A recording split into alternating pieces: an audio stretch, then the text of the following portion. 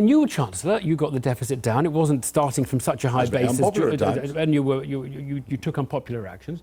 You put up taxes, and you cut spending, and you did them in about even measure. And that was a political choice. You could have weighed them up in different ways, but you thought, let's be a centrist government. We'll do a bit on spending and a bit on taxes, or quite a bit on both.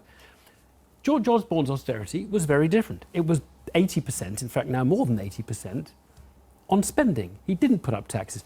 You could quite reasonably say it's gone too far on the public service side. We need to spend more, and we'll put up taxes to pay for it. But he took over from a very high-taxing government, so he had constraints. What you have to do, what Philip has to do, is address the reality of the economic situation of the moment. Behind all this, somebody used earlier the phrase grown-up politics. If you're in government, unlike these other people sailing around doing interviews and so on, you have to look at the reality, and what it's your duty to deliver is an economy which in 2 or 3 years' time is better than it was when you took over. The Labour Party howled at everything I did.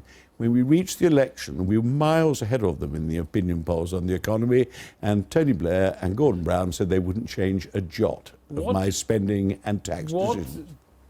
What do you think Philip Hammond means by grown-up conversation? Does that mean the conversation isn't grown up at the moment? What addresses the extremely serious economic problems we face when we've slowed down very severely. But is it not grown up at the moment? Come on, make a cheap political point about as far as the general political bubble, it's the politicians as much as the media, it's not grown up at all. The fact is Brexit's making us poorer. It has actually stimulated a devaluation and inflation, and living standards are dropping.